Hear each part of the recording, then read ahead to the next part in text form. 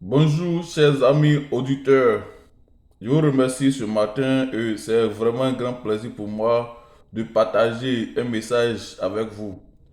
C'est un petit message, mais je pense qui est vraiment très important pour nous tous. Pour nous tous qui avons vraiment envie de réussir, qui avons envie d'aller de l'avant, qui avons envie de donner un sens à notre vie, qui avons envie d'améliorer nos conditions de vie, qui avons vraiment envie de connaître le succès. C'est pour dire que dans la vie d'une personne, il y a trois étapes vraiment importantes.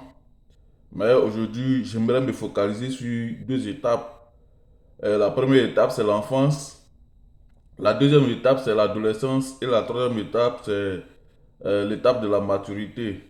Et je veux dire que je vais commencer d'abord par parler de l'adolescence.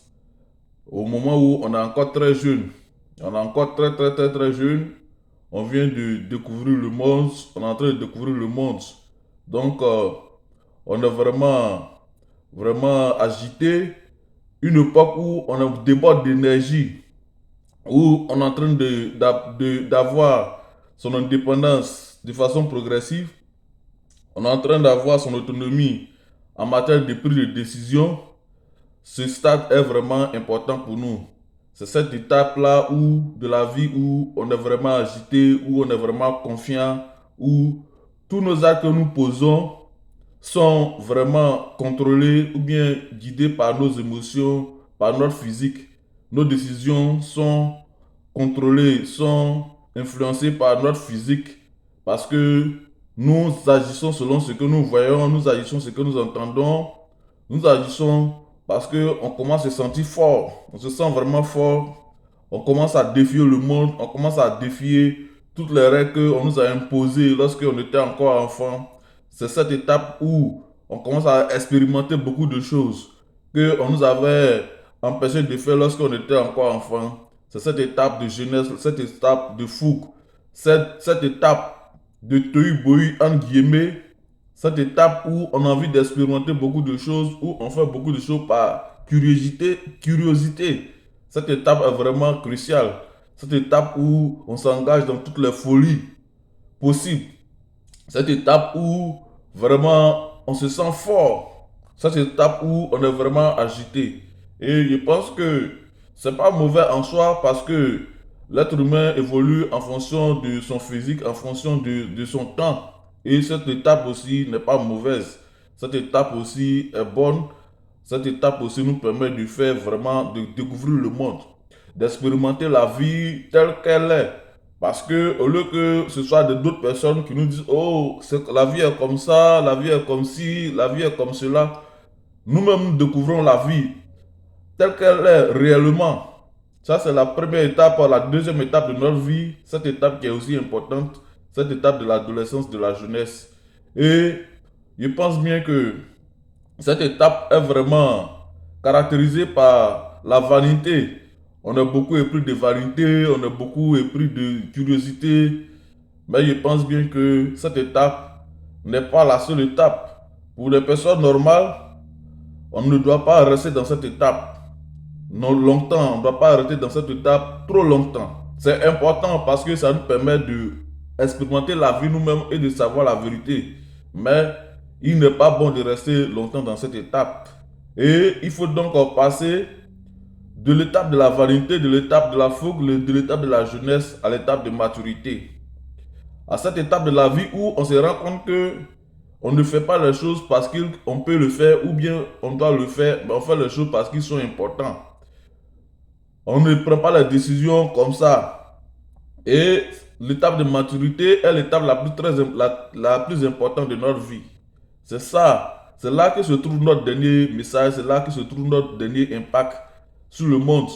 C'est là qu'on écrit notre vraie histoire. Parce que quoi qu'on fasse, c'est la dernière partie de l'histoire que les gens retiennent. Un peu comme un match de football. Le match a beau été agité, le match a beau chauffer, mais vers la fin, on cherche à savoir qui a gagné le match. Ça, c'est la question finale.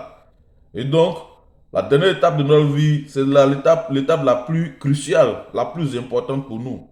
Et cela va se caractériser par notre façon d'agir, qui n'est plus déterminée par nos émotions, qui n'est plus déterminée par notre physique, qui n'est plus déterminée par notre agitation, mais c'est plus déterminé par nos convictions, nos visions et nos façons de concevoir le monde.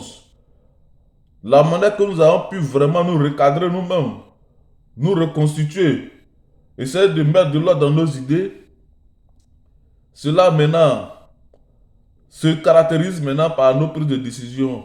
On prend la décision maintenant parce qu'on voit que c'est important. On fait le choses parce qu'on pense que c'est utile. Et j'aimerais en parler en faisant un clin d'œil à la Bible, en parlant de l'apôtre Pierre qui disait: toutes choses sont permises, mais toutes les choses ne sont pas utiles. Et donc, on peut tout faire, mais on n'est pas obligé de tout faire parce que tout n'est pas utile. Donc, à l'étape de maturité, c'est là qu'on commence à canaliser notre façon de voir les choses, notre façon d'agir, notre façon de penser, notre façon de parler, notre façon d'utiliser notre temps, notre façon d'utiliser notre énergie, notre façon d'échanger avec les personnes, notre façon de vraiment d'agir et de marcher avec nos proches et nos familles.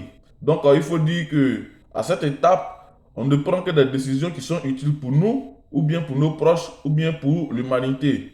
Et donc, ce matin, mon message est simple. J'aimerais dire que au quotidien, travaillons à être encore de plus en plus matures. Prenons les décisions vraiment importantes. Prenons les décisions qui sont vraiment utiles pour notre vie. Travaillons et améliorons notre perception de la vie afin de pouvoir vraiment impacter nous, notre vie de façon positive, impacter aussi la vie de nos proches de façon positive, impacter l'humanité de façon positive. Parce que l'objectif de tout le monde devait être de vouloir bâtir un monde meilleur. Et bâtir un monde meilleur, ça passe toujours par le fait d'avoir des individus meilleurs. Merci, bonne journée. On est ensemble, on garde le contact. Soyons forts, soyons déterminés. Battons-nous au quotidien afin de pouvoir connaître le bonheur, connaître le succès. Merci, bonne journée.